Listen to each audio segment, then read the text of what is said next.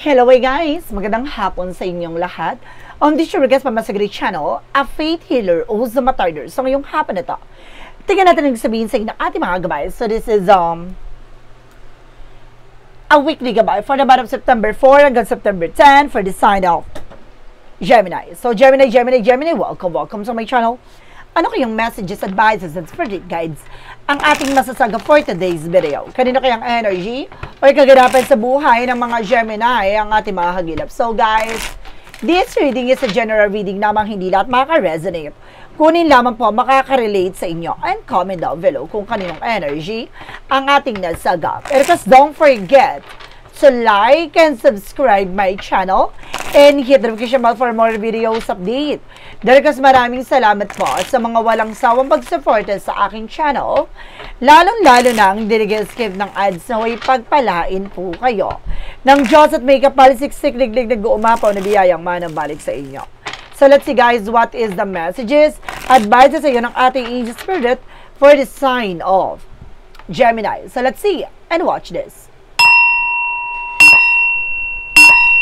Ano kaya kaganapan sa buhay ng mga Gemini ang ating mga hagilap? Tutuklasin at bubulabugin natin angel spirit. Let's give information po. So there's a Eight of Swords. So there's a lot of toxic and negativities around you. So it means talaga napapalibutan kayo ng toxic and negative, no? Talagang maraming mga inggitera, ambisyosa sa paligid mo na parang hindi ka makakilos, hindi ka makagalaw. Hindi ka pa makapag-decision dahil napakagulo ng situations. And because there's something with an Eight of Pentacles, mag-focus ka daw sa trabaho, negosyo, hanap buhay mo. Mag-focus ka kung saan ka lalago. Mag-focus ka kung saan ka yayabong. No, wag mo intindihin yung mga chismosa, negative na tao sa paligid mo. No, even yung may mga issue, no, yung mga wala ka namang ginawa pero chinichismis ka. No, dead ma tayo dyan. Dahil hindi tayo mag-grow about dyan. So, kailangan mong dumistansya at kumawala sa mga tao na yan. This is something, the Hermit card. No, this is something, the answer yun is here. So, binibigyan ka na ng kasagutan sa lahat ng katanungan mo. No, binibigyan ka na ng liwanag na sitwasyon, no, at eksena dito. Kailangan mong pakinggan na naman yung bagay na sinasabi sa inyo ng iyong mga gabay. No, maaaring ito na yung kasagutan sa iyong mga katanungan at nandito na. Now, there's a 10 of Wands, something burden, na may mga mabibigat, may mga bagay na magpapabigat dito sa sitwasyon mo. Alisin mo yan, pakawalan mo yan, no? Hindi ka makakausad at hindi ka makakabangon kung may mabigat kang bagahe na dala-dala.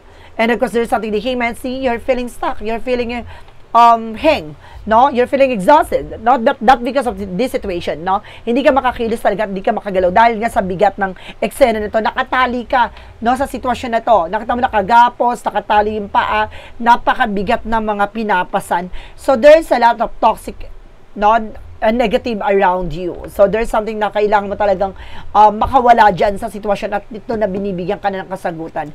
And there's something, the Fool card. Now there's something, a new beginning, and of course there's something, a leap of faith. Magtiwala ka at maniwala ka sa ating Panginoon. Hindi yan ibinibigay sa iyo para parusahan at para masaktan ka, kundi para patatagin ka. No? And of course, there's an Eight of Swords, the represent with the Two of Wands. No? Piliin mo lang yung mga taong pagkakatiwalaan mo.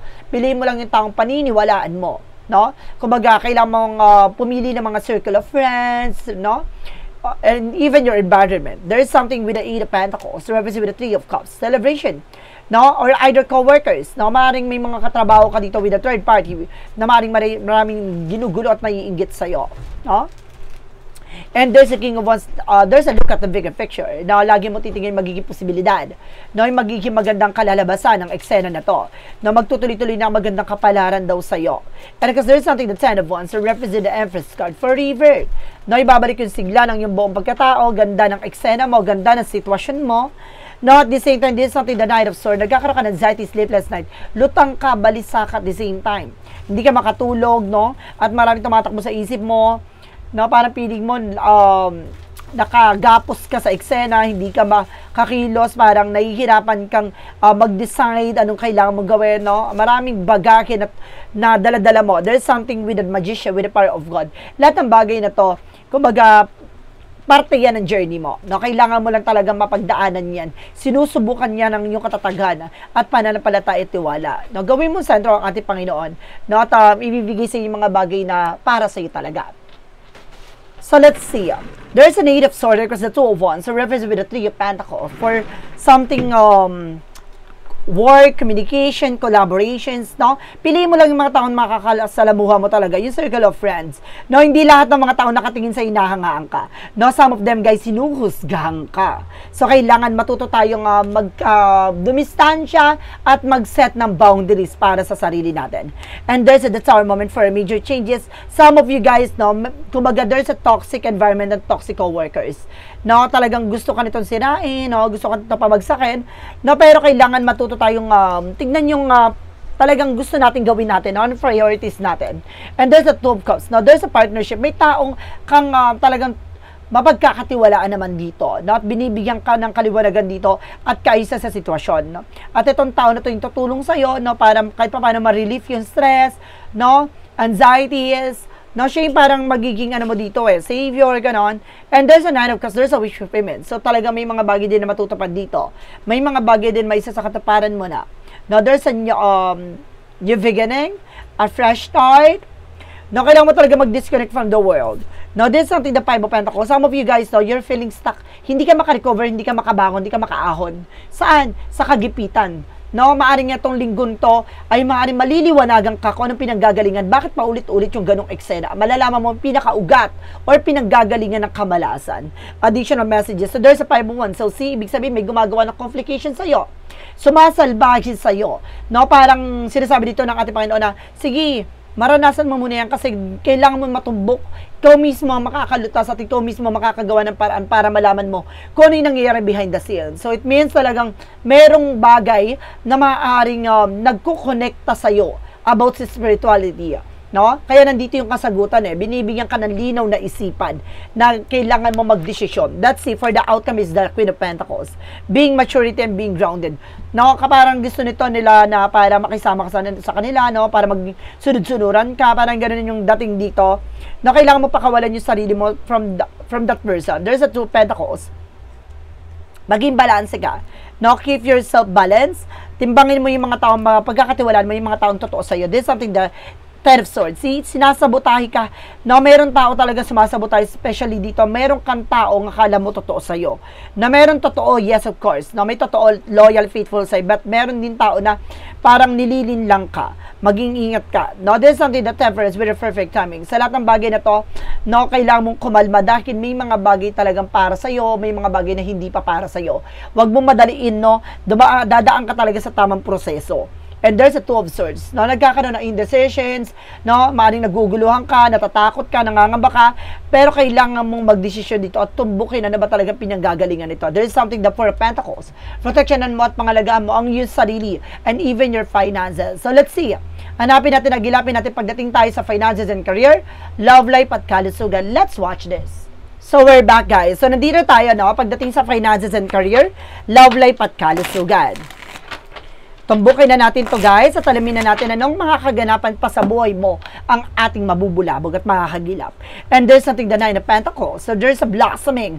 So ibig sabihin pagdating sa finances, no, you have a potential for abundance. No, mayroon kang potential para maging malago, maging masagana, maging maganda buhay mo. And there's a 4 of Wands. Makakamtan mo ito. No, there's a celebration. Makukuha mo talaga yung gusto mong mangyari sa buhay mo. No, there's a lot of properties or either a celebration and of course a new business ventures. So may mga big negosyo na maaaring pasukan ka, no? And there's a star card with a healing recovery. Some of you guys, no, gagaling na, no, sa sitwasyon na naranasan mo at may pag-asa na makabangon ka at umunlad ka. And there's the Wheel of Fortune. Dahil talagang may swerte kang taglay, no, na talagang papabor din sa iyong sitwasyon. There's a destiny to happen. No, talagang marami kang karanasan talagang nangyari, no, kagipitan, failures, no, maraming mga trials, but definitely, guys, talang hinubog ka lang doon, no, parang patatagin ka lang doon, no, para malaman hanggang saan yung kakayanin mo, hanggang sa maging kalakasan mo na lahat ng mga bagay na nagsilbing kahinaan mo. Now, there's something, guys, with that Page of Wands, may magandang balita. Pagdating sa finances and career, may magandang impormasyon na darating. There's a phone call, messages, there's a lot of transaction, communication, new ideas, and this something that Cups, at makaka-move on ka na sa kahirapan, na makakabangon ka na sa lahat ng mga pinagdaanan. So, pagdating naman tayo sa love life, there's a 7 of Pentacles with a harvest moment. Lahat ng bagay na pinagpaguran mo, pinaghirapan mo, no, ganun din sa relasyon ay maaaring makikilala mo at matatamo mo kung sino talagang karapat-dapat sa'yo. And there's a the Queen of Swords. Clear the boundaries. Linisin mo yung nasa paligid mo na makakasira ng inyong relasyon. Now, there's something, guys, with the 6 of Pentacles, magiging balanse na at magtutuloy-tuloy na ang magandang relasyon. Now, there's a give and take and having respect to each and everyone. Now, magkakaroon ng magandang connection. Not magiging maayos na relasyon. This is something the Emperor, be mature enough and being grounded. So, ngayon, mas mautak ka na, mas magiging matalino ka na. No, pagdating sa relasyon, hindi ka na didepende sa ibang tao na may sarili na kayong disposition sa buhay. Now, there's something the Knight of Wands for slow and steady. No, kailangan kalmado ka, huwag ka masyado magmadali. May mga bagay talaga na matutukang huminahon sa lahat ng balak mo. And there's the Lovers. Talagang, there's something a love life talaga na magdadala sa na higher level commitment. Ikakasal ka o maaaring gumanda na ang inyong relasyon. Pagdating sa kalusugan, there's a judgment. Now, there's something a wake-up call. You need to pay attention sa mga pinagkakain mo. No, sa mga pinag-iinom mo. No? This is something the Moon card. May revelation. Ibig sabihin dito, may biglang malalaman ka pagdating sa kalusugan mo. O may mga nararamdaman ka no, pagdating sa 10 oras ng gabi, no, sa alanganing oras, may mga iba-iba ka nararamdaman. No, dahil sa maling o unhealthy habits, no? O may mga unhealthy foods kang kinakain na it's not good, not to your health, not to your body. And this is something that you want. So, malalaman mo to, no? Kumbaga, marami kang bagay na matutuklasan din dito. This is something that I wants, no? Kaya madalas ka nahihilo, no? Parang maraming nananakit sa'yo, kalamnan mo. And of course, this is something the Four of Swords. Kailangan mo kasi din ng pahinga. So, isa sa paalala dito na lagi kang puyat, no? Hindi ka makatulog ng maayos dahil sa kung ano-ano man yung pinagkakaabalahan mo. This is the 7 of Swords with the Sneakers. No, kumbaga, lahat ng bagay na alam mong bawal sa'yo, tigilan mo. Nagsisinungaling ka dito sa sarili mo. No, parang, alam mo ng bawal, sige ka pa rin nilamon. This is something that you want. Huwag mong hintayin yung hinihintay mo ay maaring dumating. Ibig sabihin, kung ano man yung bagay na naging abuso ka sa sarili mo, ano pa, syempre, magiging, di ba, kahihinatnan yan. So, ngayon pa lang, pinaalalahanan ka na, you need to pay attention, alagaan mo ang iyong kalusugan kung ayaw mong mag-suffer at the end of the time. So, let's see. What is the magical fairy messages, advices, and request? Pick a card, yes or no. So, let's watch this. So guys, we're back. So nandito na tayo with the magical fairy messages, advices, and of course, sa pick a card, yes or no. So guys, before anything else, kung bago ka sa channel ko, ang pick a card, yes or no, pwede ka magtanong. No, isa lang ang magiging tanong, isa lang ang magiging sagot. No, mag-iisip ka ng tanong at pipili ka within 1, 2, or 3 na magsisilbing sagot sa tanong mo. No? At malalaman mo ang sagot na yan sa dulo na reading na to. At kung anong numero ang napili mo, please comment down below para malaman ko kung umabot ka ba sa reading na to. So let's see, what is the additional messages, advices with the magical fairy messages, advices? And of course, guys, maraming salamat po para sa mga solid subscribers and of course, sa mga bagong subscriber and followers natin yan, no? Sa Mansulok ng Mundo. At maraming salamat din po pala sa mga nag-share ng aking video sa anumang uri ng social media platforms. Okay, with the magical fairy messages, advices. So, kung hindi ka nakarelate sa reading ko, guys, it means hindi sa ito ang reading na to. No, kung nakarelate ka, alam mo na, comment ka dito. This is something assertiveness, no? Maring kailangan mong manalig at maniwala sa sarili mo na kaya mo to. No, always being positive then. And this is something a winter. No, ngayong winter season, the answer you need is here. So, nandito na ang kasagutan sa lahat ng katanungan mo na hinahanap mo. No, there's a full realize. Maring marirealize mo na eto na pala, no, yung sagot ay nasa harapan mo na. Huwag ka magbulag-bulagan pa. What is a yin and yang? There is a toxicity. I told you. No, there is a toxic bonds. Or it means nasa isang lugar ka na parang piling mo nakatali ka. Diba? Hindi ka makakilos, hindi ka makagalaw that because of toxic environment or toxic co-workers. And this is something that toxicity and control. No, kontrolin mo yung bunganga mo. Hindi mo kailangan, no, na kung ano sabihin against sa, kumbaga, ipaglaban yung sarili mo sa mga bagay na alam mong hindi ka mananalo dahil ang daming tao na talagang humihila sa iyo pababa. But, no, kailangan mong protection na yung sarili, way, no, na para manahimik. Silence. No, the more na tahimik ka, the more silang aligaga. Yung hindi sila mapakali. Ganon. No? Kasi sila mismo maglalagay sa kasadlakan nila. No? The more na aggressive sila, talkative sila, sila mismo ang maglalagay sa alanganing sitwasyon. At ikaw tong nananahimik, pagpapalain ka. Diba? Tulad na sinasabi nila, diba, ang mga taong gitera, hindi pinagpapala. Yung mga taong nananahimik, yun ang mga pinagpapala. Hindi yan maiingit yung tao na yan kung hindi nila gusto kung ano man yung position mo at kung ano man yung estado mo or eksena mo. No? Kaya sila naiinggit dahil may ngit-ngit sa kanilang sarili na hindi nila nakikita sarili nila dun sa bagay na yun dahil ikaw ay meron nun. No? Walang contentment. And there's something limitation. Limitahan mo yung takot mo, pangamba mo. No, kailangan mo makawala dyan sa situation na yan. Kung much better kung lilipat ka ng trabaho. No, or lilipat ka ng lugar. No, this is something, guys, with synchronicities. And there's a sorrow. See, parang feeling mo talaga na parang wala kang kakampi, parang feeling mo nasa isang sitwasyon ka na parang naabandona ka, parang, di ba, parang nasa zombie eksena ka, parang, di ba, nakakalungkot, nakakatakot na lugar, parang hindi mo alam kung paano mo may papakita yung sarili mo. No? Parang, ang atake dito, introvert ang atake mo talaga. And of course, there's something else, oh my God, there's a solution.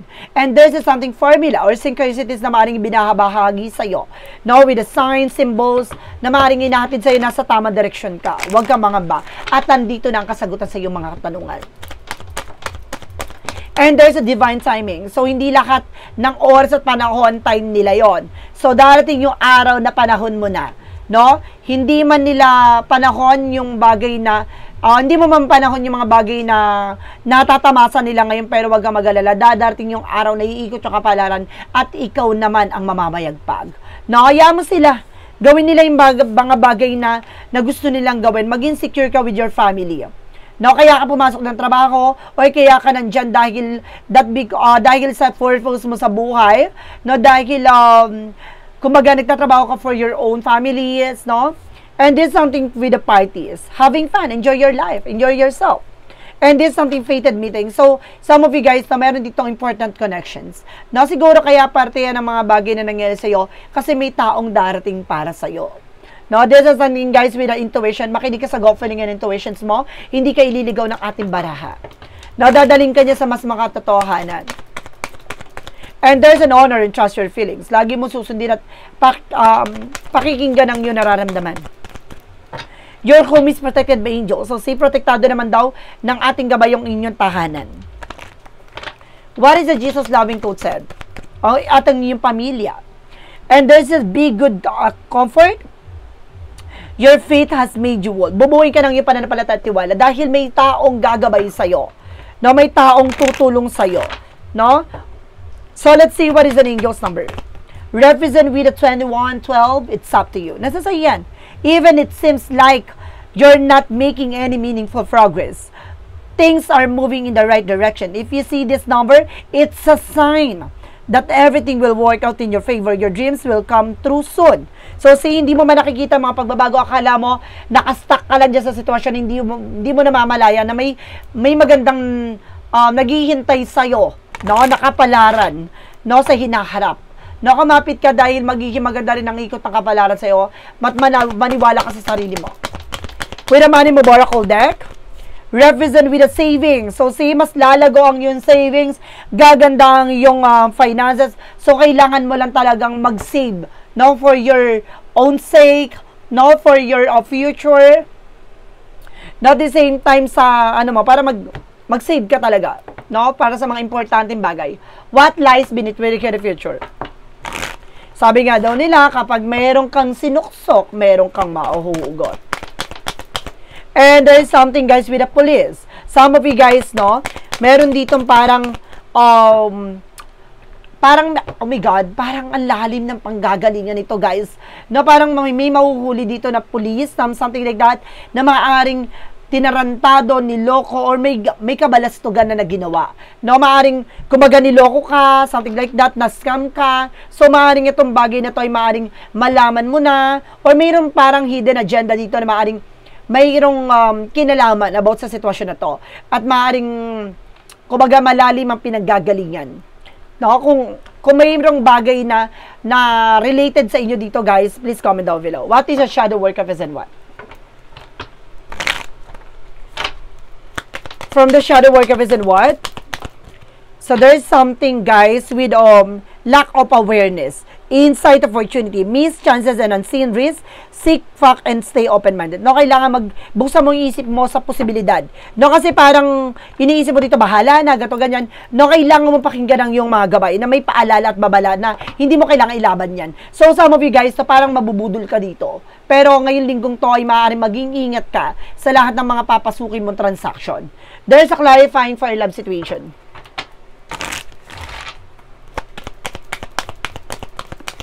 Guys, kung may mga magpapadala sa iyo ng mga item, bagahe, no, na ita-travel mo international, huwag kayong tatanggap ng mga items or bag na alam nyong may something, na mararamdaman nyo yan. Kasi may nasense ako dito na parang naramdaman mo na pero hindi mo sinunod yung instinct mo. No, meron ako dito parang nasisense na maaring may kaibigan ka or maaaring tinuring mo kaibigan na maglalagay sa isa alanganin sitwasyon. No? Meron ako na sense na hindi magandang mangyayari pero mag-ingat ka. No? May mahuhuli dito ng police, kailangan nyo mag-ingat. No? Maaaring ilalagay kayo sa kapamakan, there's a party. No? Maaaring nasa isang party to, na isang lugar to. Mag-ingat po kayo kasi it's a toxic environment talaga. No? Maraming toxic dito na kaibigan mo na akala mo totoo sa'yo pero iiwan ka pag nasa sitwasyon ka na parang iiwan ka sa ere. Mag-ingat po kayo. No, clarifying for a love situation. Lalo-lalo na kung nasa international ka, guys, makinig ka sa akin. No? Pag nasa ibang bansa ka at may mga item or something na ipapadala sa ibang bansa or magta-travel kayo, mag-ingat po kayo dahil wag po kayong tatanggap ng ganyan dahil mamaya meron pong isiniksik doon nakakaiba, something like that. Or maaaring kumbaga meron kayong mga lugar na pupuntahan, mag-ingat po kayo. No? Kung yung mga papers nyo ay hindi kayo sure kung kompleto ba or something, no, wag kayong gumala kung saan-saan. No, oh my God, I see some bad energy about dito sa police na to. No? Mag-ingat po ka. There's a ticking clock. Let love unfold naturally and give it time to grow. No, hayaan mo yung puso, no, na talagang hanapin ko sino talaga yung totoong mamahalin mo. No, or may mga tao talaga na darating sa buhay mo na talagang yun yung maaaring magpatibok ng puso mo at maaaring siya yung bumuo ng buhay mo. No, at pangarap mo. Clarifying for a life situation. Guys, sa pag-iingat po ito, hindi ko po kayo tinatakot or something, anything else. So, gusto ko lang po maging ingat po kayo sa lahat ng mga eksenang gagawin nyo.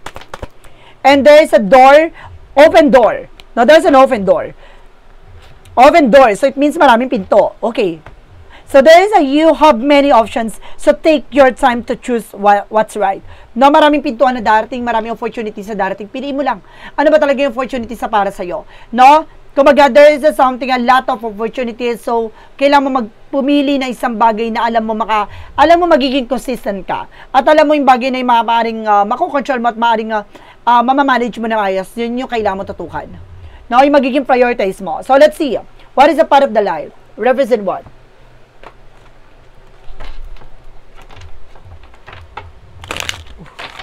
What is a part of the life? Represent what? There is something decision making. So, kailangan mo magdesisyon.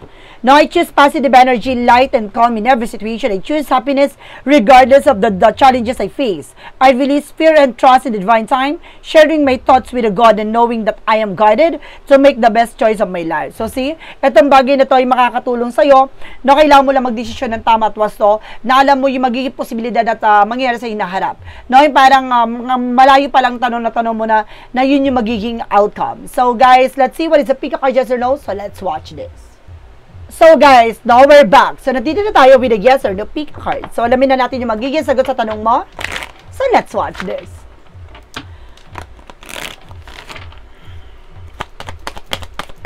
So there is a number 1. There's a yes. Well, trust your feeling, fulfill your heart desires. So pakinggan mo yung nararamdaman mo. No, dadaling ka dyan sa katotohanan at maaaring magdala sa'yo ng katuparan sa pangarap mo. Number 2, there is a yes.